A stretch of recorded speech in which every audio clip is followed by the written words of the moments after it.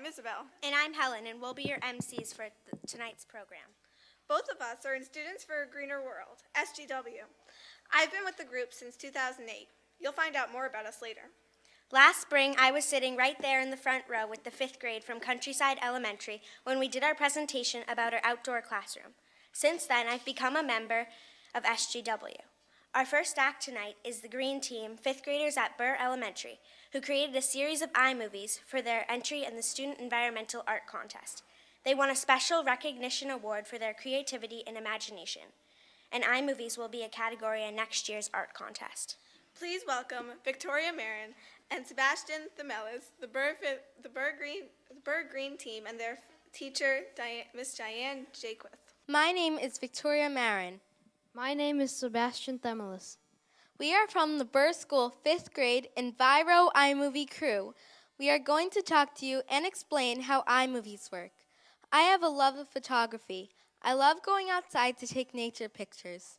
I love getting the certain photos that look so beautiful on camera and in an album. When I heard about iMovies last year, I wanted to take a risk and try it. With my friend Susanna, we made an environmental movie called Save the Earth. Miss J took my idea this year and turned it into a group project called Save the Planet Earth. People could choose to make an iMovie based on this theme. I love to draw. My drawings come from me thinking about what would look really cool, like Atlantis sinking into the sea, which I recently made for our art show. Everyone else was making their iMovies with clay, which I'm not very good at, so I had the idea to draw characters and cut them out instead. It worked out great for my iMovie, The Great Race. To make an iMovie, we first figure out what the story is going to be. When we figure that out, we draw our ideas out on a storyboard. Once we have the story planned out, we start making the characters. Some people make their characters out of clay, and some people, like Sebastian, draw them. We choose a background to fit our story perfectly. This process can take a while, but it all turns out great in the end. So I am now going to demonstrate for you stop-motion photography. If you took a picture of me like this, and then you took another picture of me like this, and then you took another like this, and then you played it along the computer, it would look somewhat like this.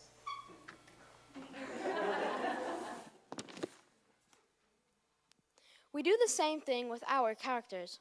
We take one picture of them in one motion, and then another picture in another motion, and so on and so forth. And when we play it all together on the computer, it looks like a video. For a 1-minute iMovie, there are about 70 to 100 photographs. After we set the timing for the photos, we can add titles and sounds and even our own voices to our iMovie to make it complete. We are helping Newton go green by sharing our iMovies with the community. So, without further ado, here are our iMovies.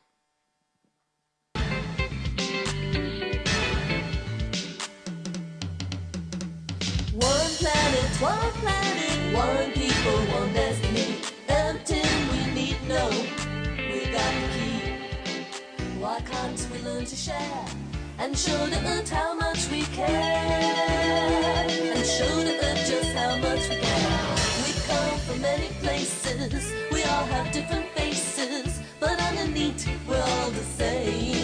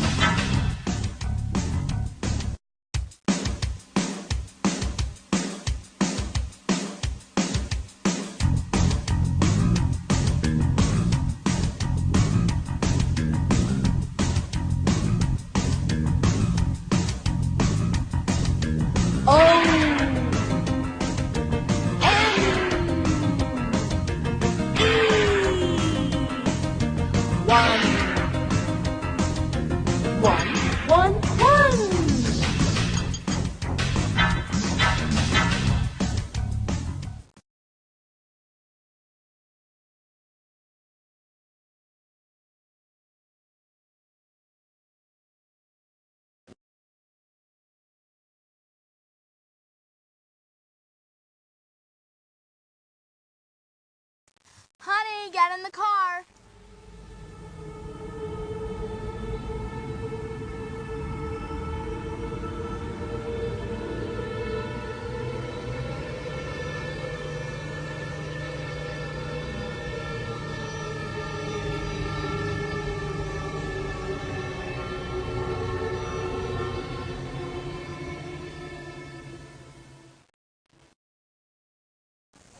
That's a problem.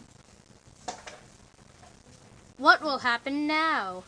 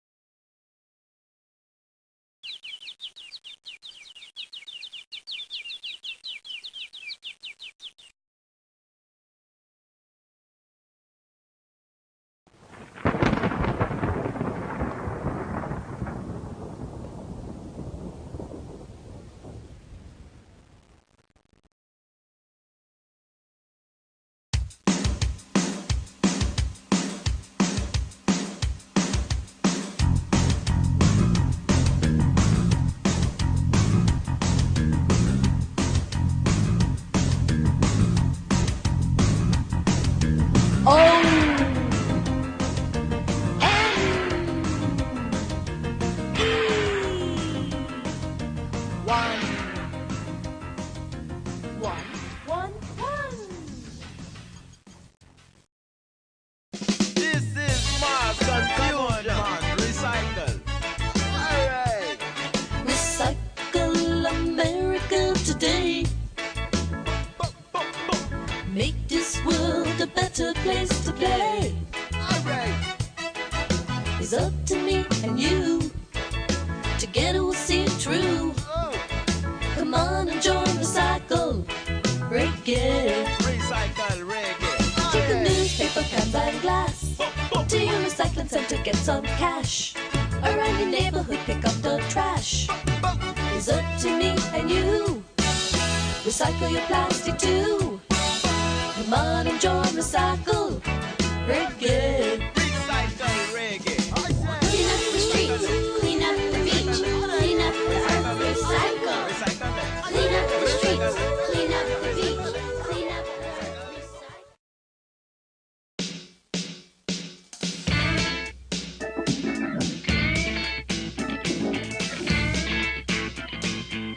Happy Earth Day to you. The whole world's Earth Day is through. It's about time to stop and think about the water that we all drink. Happy Earth Day to you. Happy Earth Day to you. The whole world's Earth Day is through. Think it's time to start to care about the birds flying in the air. Happy Earth Day to you. Our second presentation is from F.A. Day Middle School, which hosted its first Green Day on February 4th. It was organized through Day's Green Club with the help of several faculty members, most notably Sandy Shate and Jennifer Reese. Ramona Hamblin was the parent volunteer, and she, along with Green Club members Eliana Gavelber and Roz Erno, both also in SGW, will describe the day for you. These are pictures of all the garbage from just one lunch. It was put in the courtyard so students could see it while walking by. This is Tim Rayworth, who talked about the properties of water. The students really enjoyed this one. Jen Sanders showed a video called Back to Tap and explained why we don't want to use plastic water bottles. There's yoga in the gym. Angie Satile works at the Department of Public Works. She has explained how long lots of materials last, and students were very surprised. Justin Hawkins, assistant store manager of Patagonia, talked about their environmentally friendly clothing. In the gym, Kim Kilcourse ran a game about disappearing habitats. This presentation about composting was a big hit. This talk was about reading labels on household products and being cautious about what chemicals people put into their bodies every day. The Green Engineers of Newton North show their green bags. Nathan Phelps discussed the concept of using a bicycle to power technology instead of plugging a switch into an. Peter Bearer talked about how Newton North is being built green. In the library. This is basically a model of a greenhouse. It's very energy efficient. And here are some Green Decade projects. And then this is the Magic Energy Bike. There's a repurposing table. This is bottled water versus tap water taste test, where people taste a cup of bottled water or tap water and see which one tastes better. Tap water won, so that's good. There's the Green Engineer booth. Yeah, we are making soccer balls from plastic bags. And here is a green band that played in the cafeteria. At the end of the day, students were asked to pledge to a green deed. They wrote them on slips of paper.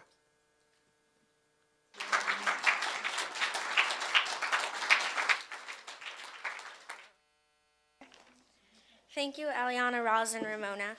Now we'd like you to meet Leah and Michelle Abercrombie, both students at Newton South and SGWs, of course, and both first-place winners in the 2009 Environmental Art and Essay Contest.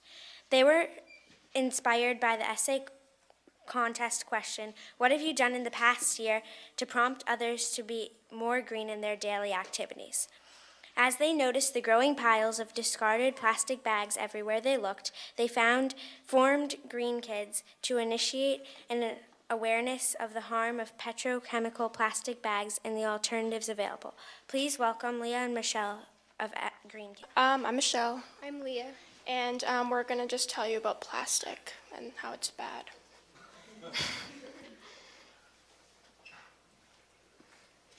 Okay, so plastic photodegrades, meaning it breaks apart into teeny pieces, and it doesn't biodegrade, which is breaking down into natural dust. Biodegrading is what paper does and other stuff. Plastic is also accidentally eaten by many animals because people throw it out and it is eaten by animals. And when it becomes tiny, it is eaten in many cases by humans. It takes a minimum of 100 years for plastic to break down, but usually more. And in landfills, there's very little circulation, and this is where many plastic products end up. So they remain intact for a long time. And plastic is also made of oil, and that produces a lot of CO2, so that's why it's harmful. This isn't a great picture, but it's a picture of plastic bags and other plastic materials in a woodland type area. And some statistics to go with it. 13 billion plastic bags in the UK are given away each year as throwaway products, so they end up being thrown out, and in many cases end up on the street or in forests and stuff. And in the US, 380 billion plastic bags are given away in stores. So this is a picture of a man in Haikou, China. And he's one of the people who collect plastic products, such as bottles and other containers. About a half of China's plastic waste goes uncollected, so now they're trying to take active measures to reduce this waste, so he's getting paid to collect this. Well, this is another mess. In the 1950s, that was when the plastic was first started to be used in consumer goods on a mass scale. And since then, every piece of plastic we have thrown away will remain on the planet for centuries unless we do something about it. This is a picture of a shore in India. Its streets and rivers have a lot of garbage and plastic, and they also are trying to reduce this. Millions of people known as rag pickers, such as this child, search for recyclable garbage to sell to scrap dealers.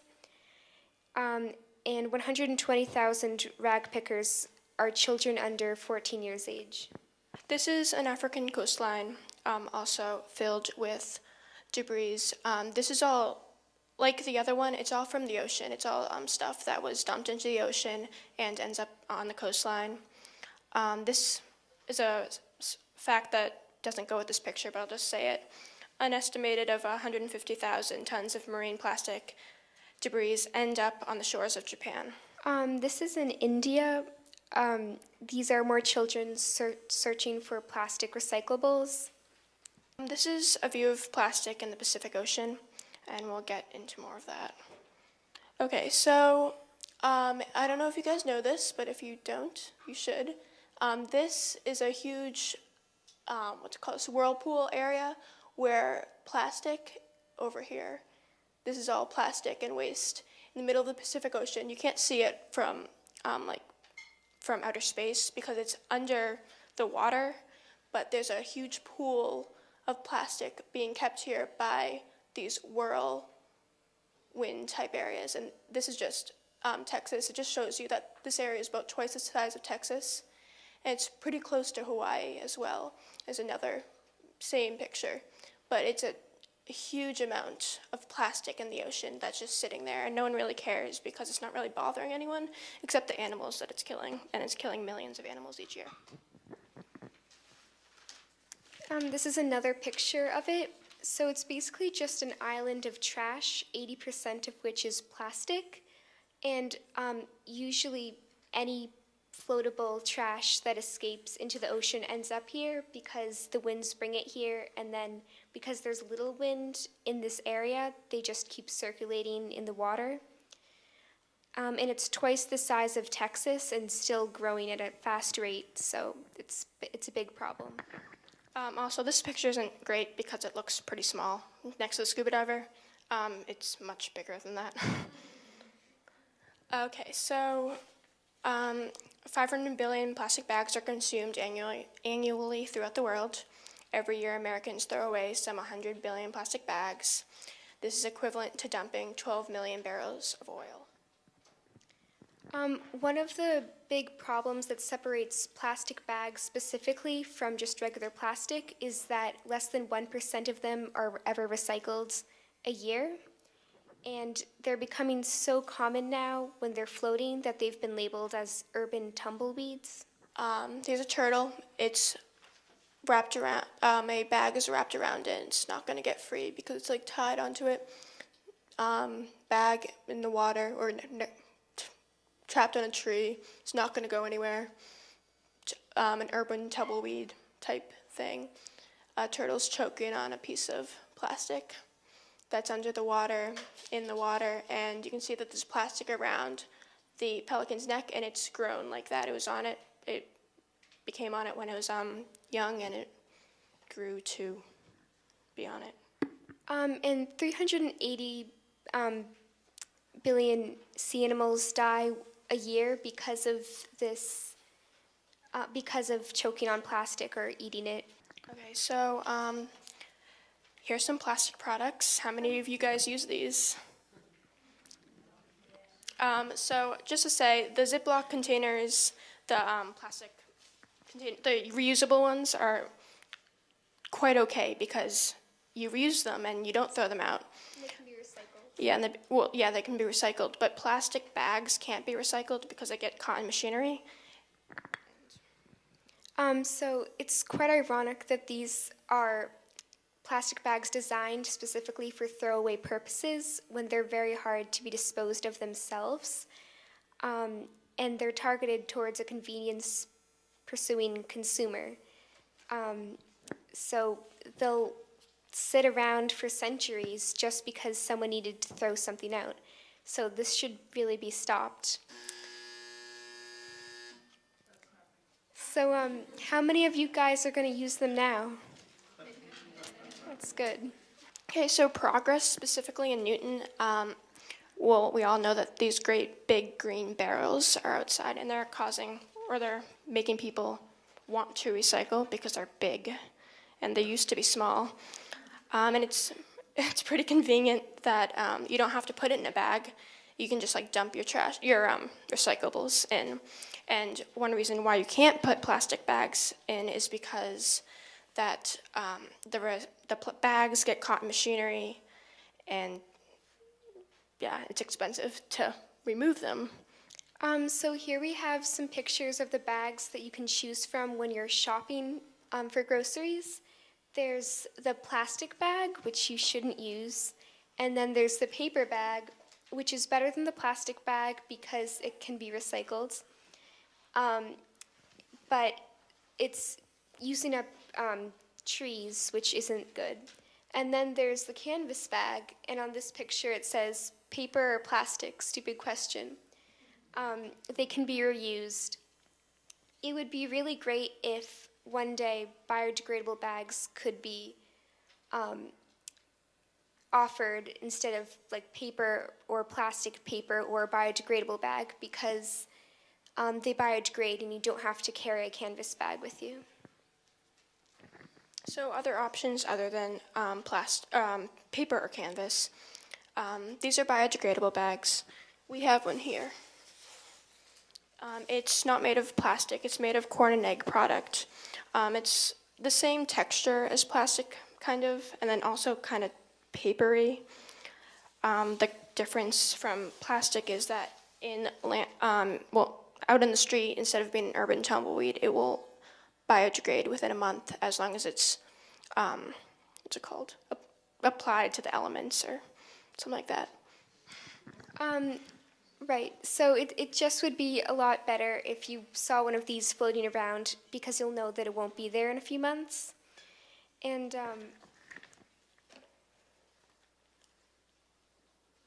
so this is a picture of a person with a biodegradable bag and her compost in it. And the nice thing about composting with these bags is that they'll biodegrade and decompose faster than the compost will even, so you can just keep it in there. And there are many products that you can use that are biodegradable. So this is our compost. Those are Leah's hands, and I took the picture. So that's a biodegradable bag, and you can see that it's ripping apart, and Leah put her finger right through it. It's really easy to go right through it now that it's been left outside and rained on and stuff. So this is our information. We sell bio bags. We order bags from BioBag USA, and when we raise awareness, we sell them.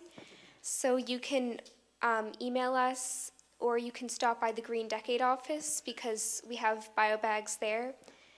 Thank you. Oh. Wait. Okay, so we're not completely done. We also have a video that will sum up everything we've just said. See the impact mankind is having on natural habitats around the world. As NBC's Kerry Sanders reports, all you have to do is look at the oceans.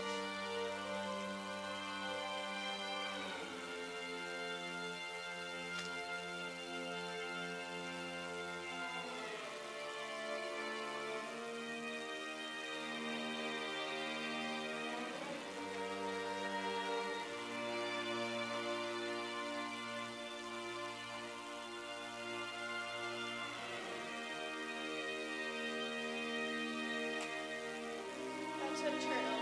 You can't tell. It's grown to its full size with a plastic ring around its stomach shell. This is a sand dune made of plastic. This plastic sand is coming from all around the Pacific Rim, swirling into a vortex that eventually brings it to these shores.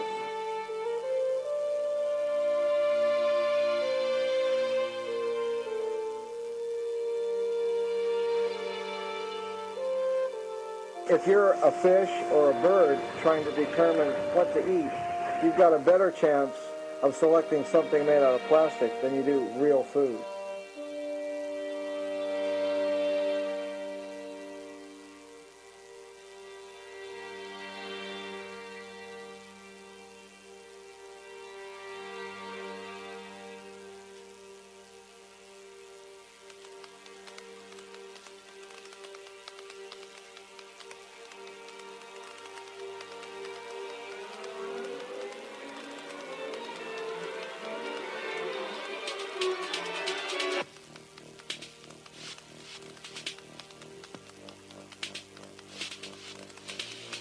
Every piece of plastic we've ever made is still on the planet. It doesn't go away.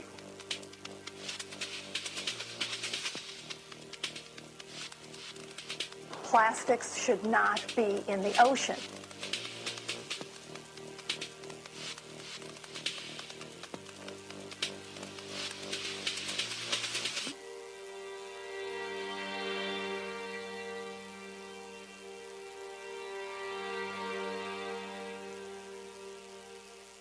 Thanks, Lee and Michelle. Wow, that is a huge problem.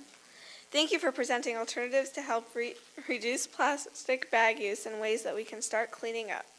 Next up are the Greengineers from Newton North. You may have seen YouTube videos of their work in creating biodiesel from cafeteria and Legal Seafood's grease or algae cultivation and steps towards pressing the algae for fuel.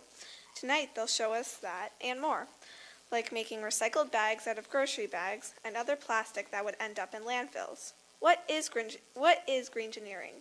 The Greengineers describe it as a hands-on elective, a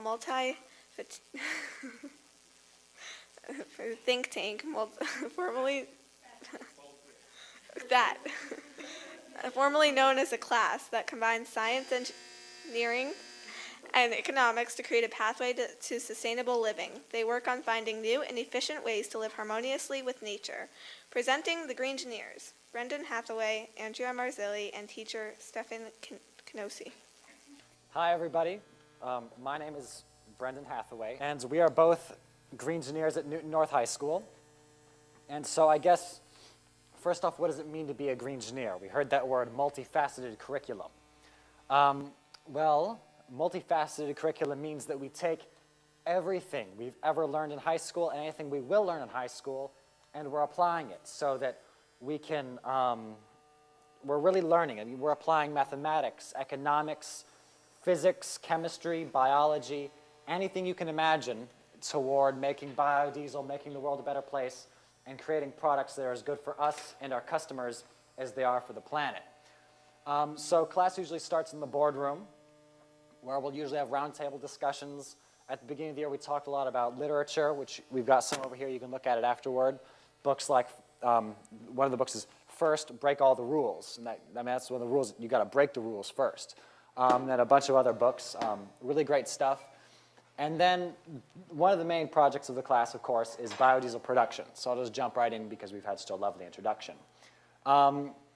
So we take a product, or rather a byproduct of our school's cafeteria system, which is waste vegetable oil. Otherwise, the oil would be destroyed. But we're turning it into a fuel source, which Mr. Knossi burns in his Jetta. And we sell it for $2.10 a gallon. So that's pretty cheap for all of you adults in here who know how much home heating oil costs. I mean, $2.10 a gallon that's pretty cheap. So this is the laboratory where we process biodiesel. You can see right there is the apple seed. Every single one of you in this room could make that biodiesel reactor for under $500 with parts from a Home Depot. And children, ask your parents first. And this is the BioPro 150. It is more of an industrial grade biodiesel processor that you could buy for around $5,000. $5,000? Oh, okay. No big deal. So a lot of money. So there's obviously a difference, and we learn all about the difference in the engineering that goes into making either one of these. And then that's the juxtaposition of the lab in production. So before production, during production, a greasy floor and everything.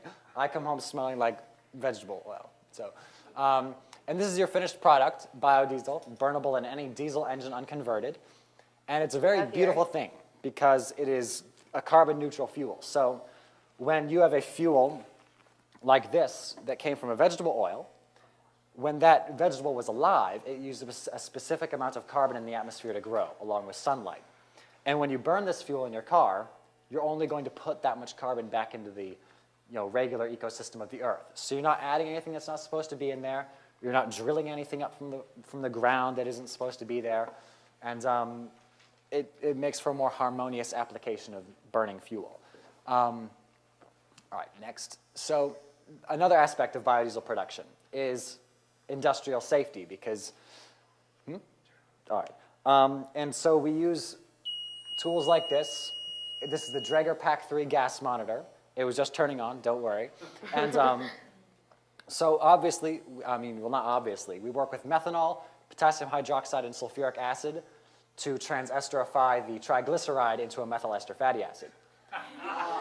Ooh, you see? Busting out the big words. So basically what that means is you take a thing like vegetable oil and you filter it, and then you got the triglyceride molecule, which for those of you who remember, it's basically, we don't have a model of it up here, but it's 3 fatty acids in a glycerin molecule. We break off glycerin, and that becomes a byproduct. We'll talk about that later. And you've got 3 fatty acids, which you attach a methanol molecule to. And that makes a smaller molecule, and therefore it's easier to burn. So industrial safety, because methanol is a very volatile chemical, this gas monitor will monitor the amounts of methoxide in the air, which is methanol. And right now there are 0 parts per million in the air in this room. And that's great, right? All right, everybody, round of applause for no methanol. Yeah. But I'll tell you this, if there are actually 3 parts per million naturally in your body because it is a wood alcohol and it does occur in nature. So like, if you could even leave an apple juice carton out for a while and it would turn into methanol. It would take a while, but you just let it ferment. But don't let it ferment, don't. That's beside the point. And so a great example of exactly what Career in Tech Ed does at Newton North in particular is we give students an opportunity to work with technology like this. If there were not a program at Newton North that let us students work with technology like this, we would not see a machine like this until we entered the workforce. And machines like this are used, of course, for the applications of monitoring gas, but also in mines. So a miner that would have this type of gas monitor on him. Every supervisor would have one, checking the levels of volatile organic compounds in the air around them, because air quality in mines is obviously bad, or poor, rather. And so that's just a really great thing about Career in Tech Ed at Newton North, and tons of great opportunities over here. You can look at it later if you want. We've got our hazmat spill kit, which we'll use in the event of a spill. We've talked with the fire department, and they've given us clearance to store combustibles. We've got personal protective equipment and an OSHA Right to Know book. So we're really learning a lot about kind of the bureaucracy of working with very dangerous things. This is a picture of filtering going on in the cage area. It is actually a cage, and you could lock somebody in it, but we don't. And these students are filtering grease into a tub. And here's an example of a filter being put on a stand because it didn't fit, because these usually rest over barrels. So there's a lot of ingenuity going on amongst us children. Here's an example of the process itself.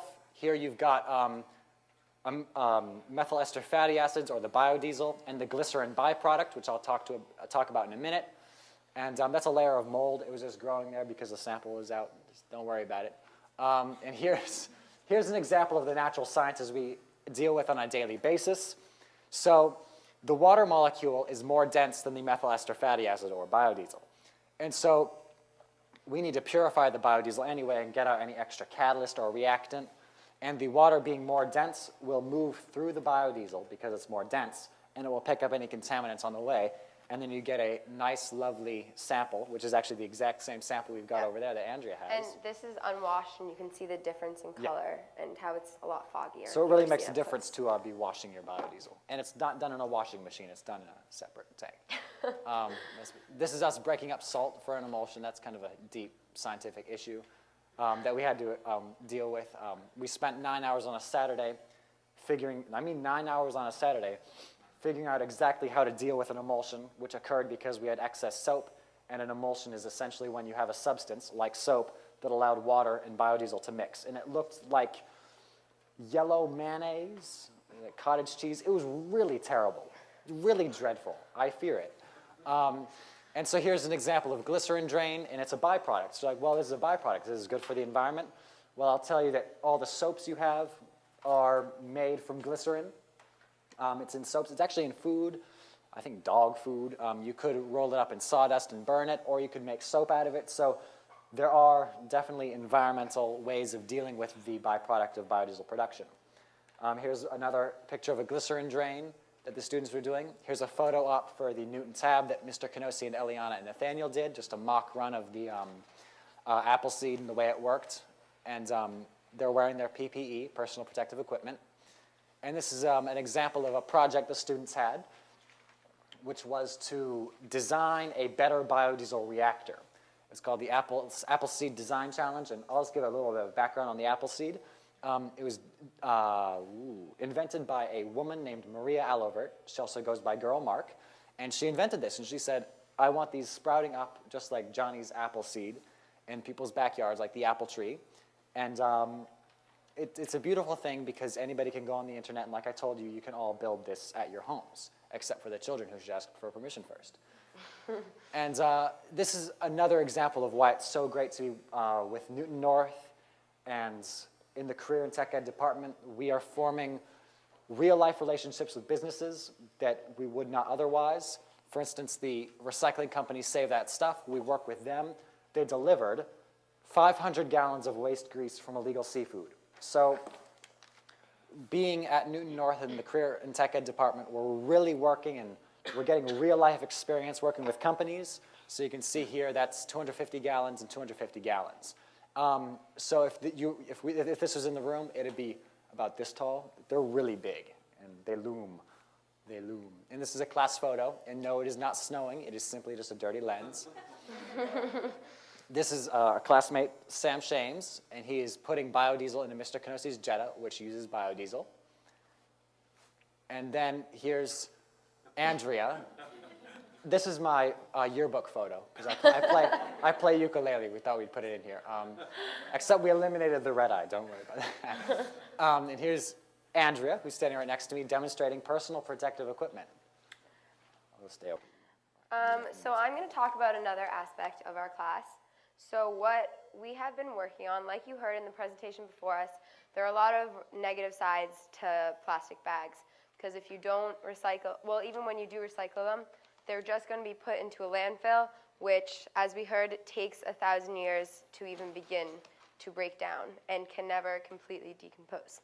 So a lot of the facts might be a little repetitive. But so this is a picture of a landfill.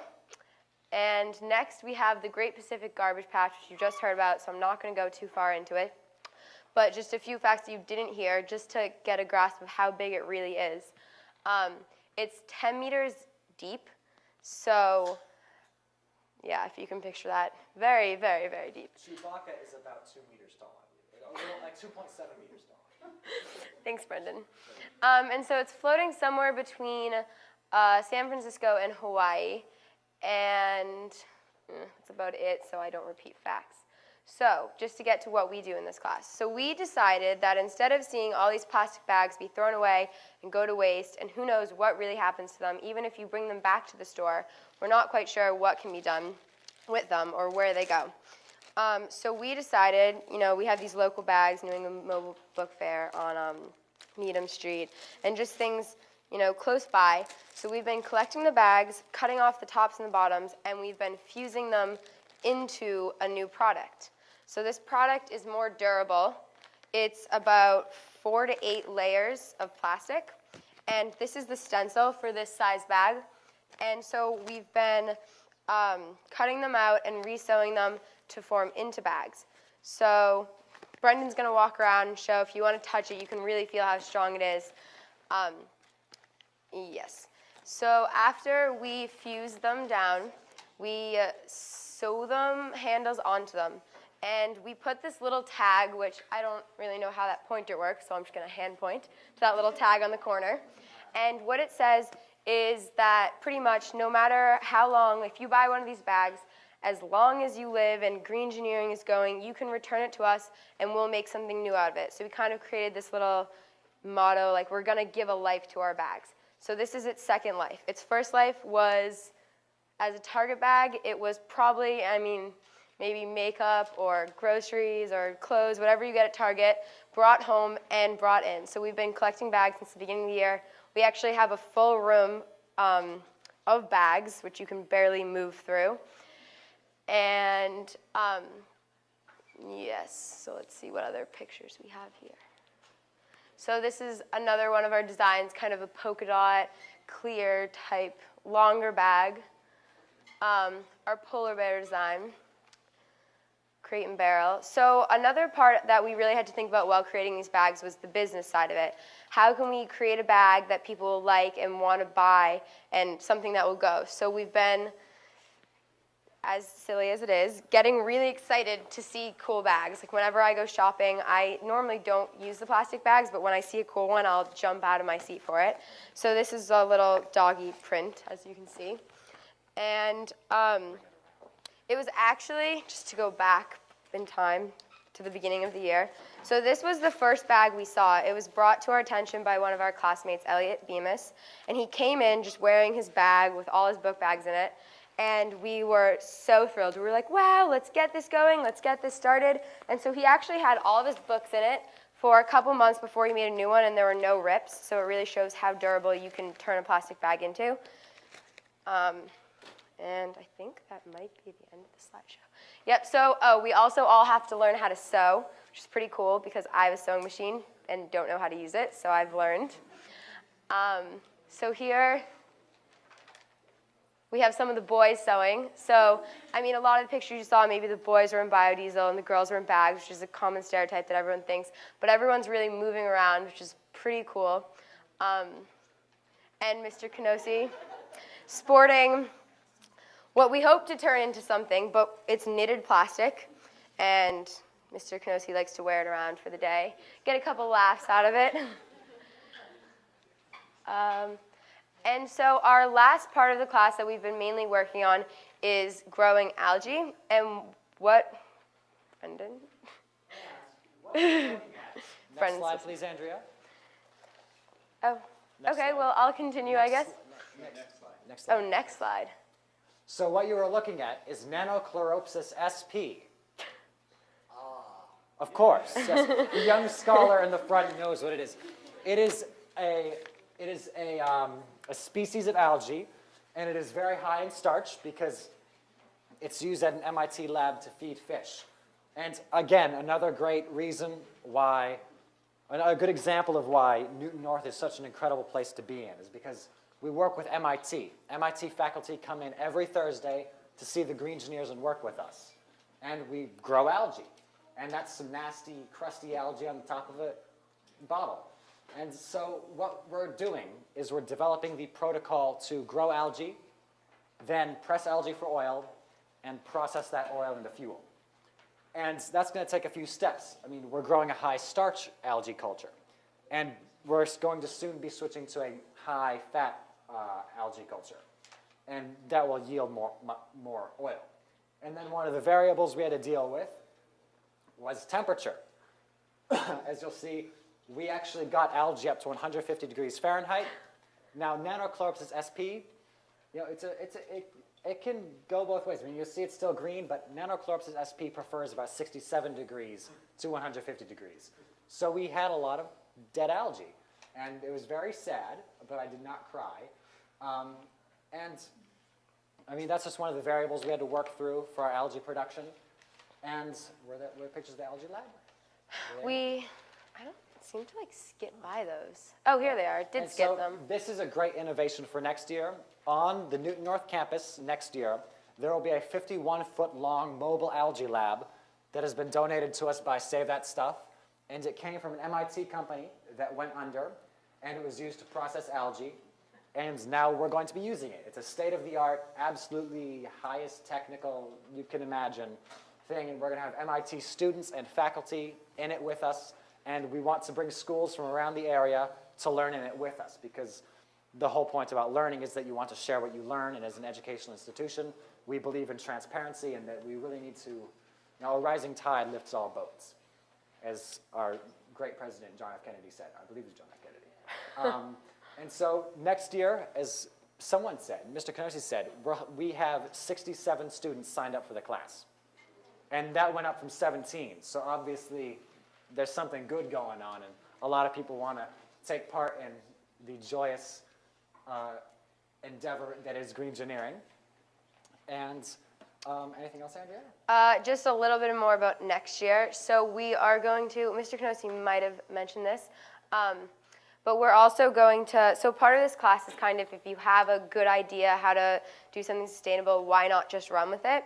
So we've been talking a lot about how next year we can incorporate solar energy and wind energy and different things we can do to broaden how to solve the issues going on right now without just what we've been doing, kind of adding to our plate. Thank you very much for your time.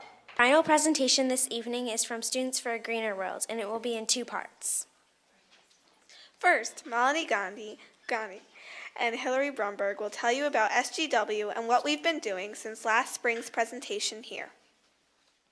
And after that, we have a special treat, a skit featuring a visit to the home of the Schmo family, where you meet Mr. Schmo, Jay Feinstein, and his son, Junior Schmo, Zachary Rosenoff, and some special guests.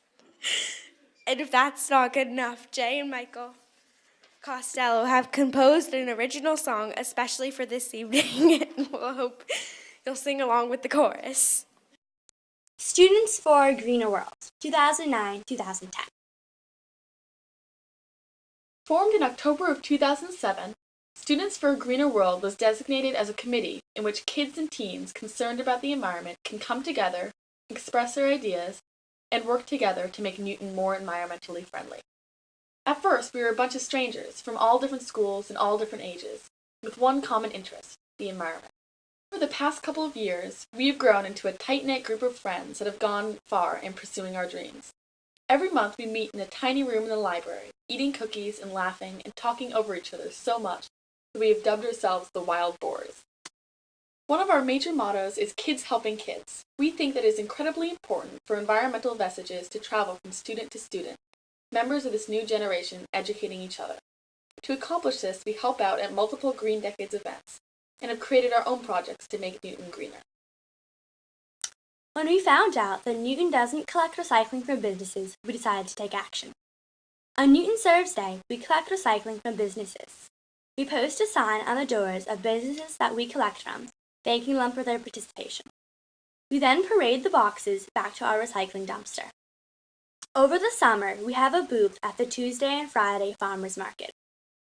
We prepare for the Environmental Art and Energy Contest.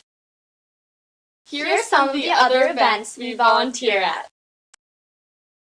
We ran a recycled obstacle course at the Newton Cultural Center. We let the kids free with a pile of recycled materials, and they made quite creative things. Science Club for girls. We tuned up bikes because they are an environmentally friendly form of transportation. Spring in My Backyard Environmental Crafts. Magic Recycled Box Workshop. PowerPoint by Malini and Hillary.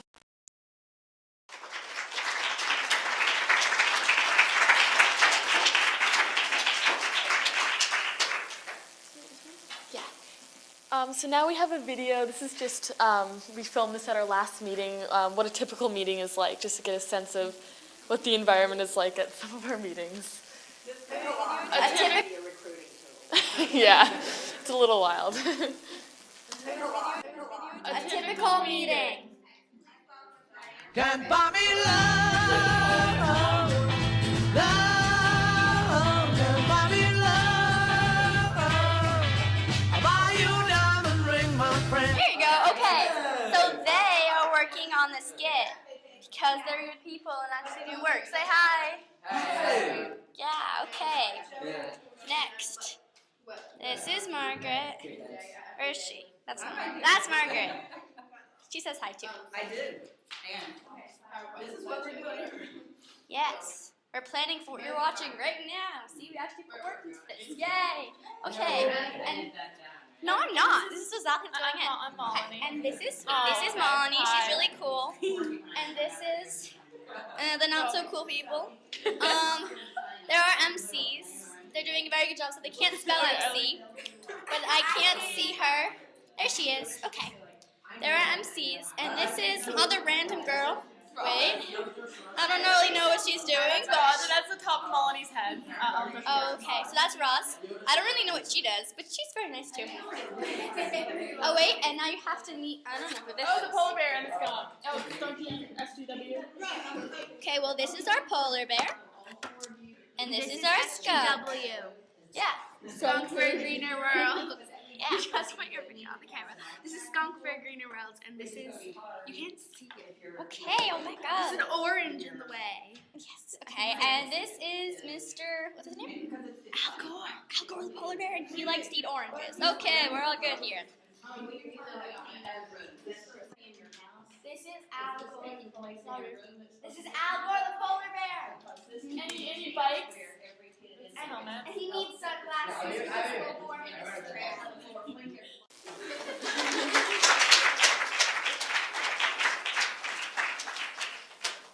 Isabel and Helen mentioned earlier, we will now take you to the home of their Smo family. Well, as you will see, it's been a while since Junior Smo did that, cleaned his room, and his father is not happy. There are probably some questionable items in there. But as you'll see, Junior Smo will have music to inspire him and get an unexpected visitor to help him out. Get ready to sing along with us and get inspired yourself.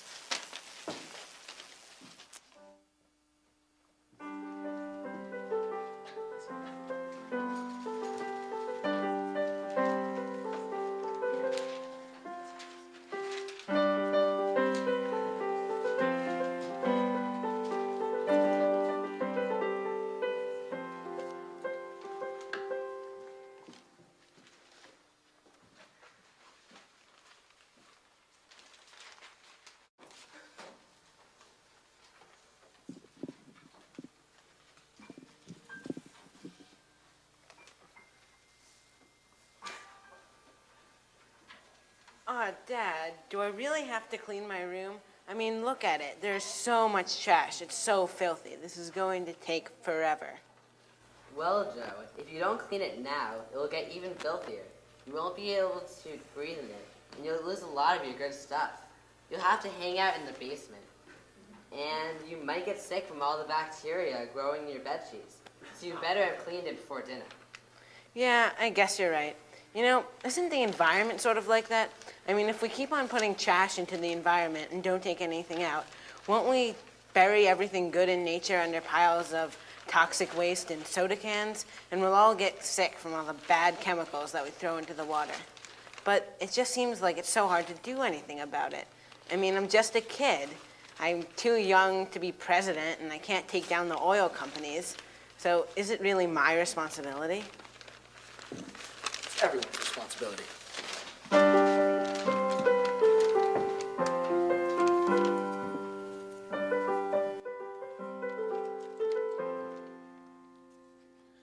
Get to know the difference between black and green. If you want this world to become sparkling clean, you're walking down the sidewalk on your way to school. A crushed soda can was by your feet. Is it a jewel? No, it's a dirty old recyclable thing, thrown there by some selfish little resource king, who should have thrown it into that green bin, but instead he had to commit this green sin. He didn't reduce, he used too much. He didn't reuse, he's losing his green touch. Forgot to recycle, he shouldn't do this anymore. Let's make the world like it was before.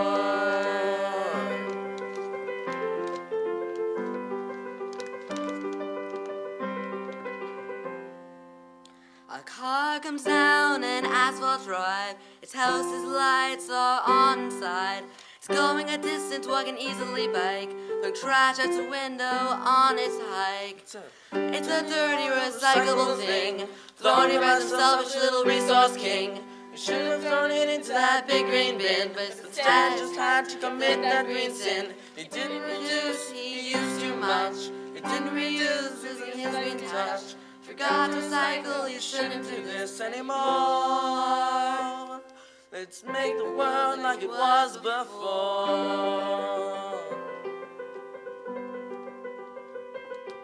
There are many bottles in this trash can, each used once by a woman or man.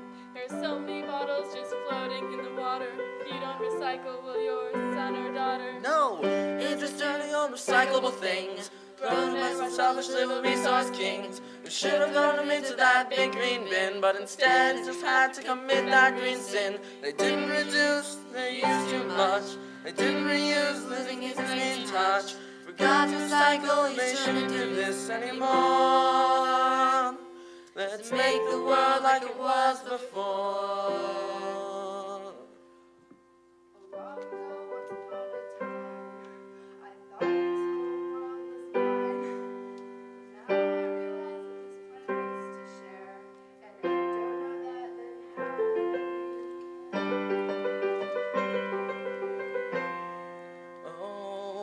Cause we gotta start recycling these recyclable things. We gotta stop acting like we're resource kings. Never again will we got that green bin. Never again will we commit this green sin. We gotta reduce, we don't need too much.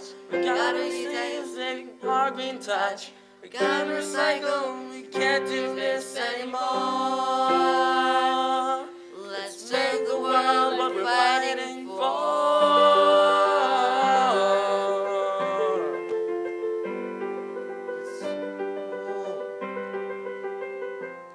Let's show the world what we're fighting for.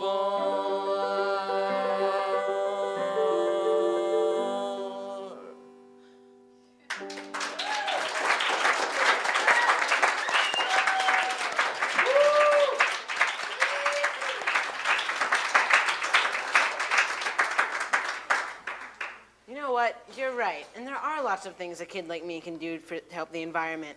I'll ride my bike everywhere, I'll never drive unless I'm carpooling, and I'll take shorter showers. I'll have a neutral carbon footprint. It'll be so amazing.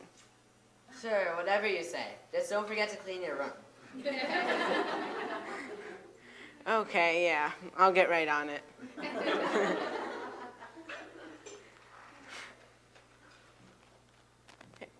Hey, wait, is that Yoda? Yes, Yoda I am. To tell you that being green will make you a Jedi, I am here. No, save Luke Skywalker I must. May the Force be with you. Always. Wait, who are you talking to? I just turned on the radio for a sec. Sorry.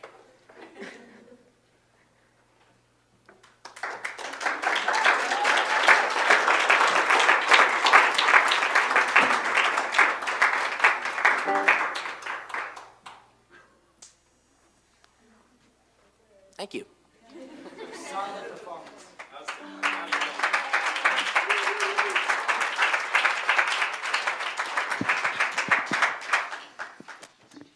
On behalf of SGW, the Green Decade, and the environment, thank you all for coming.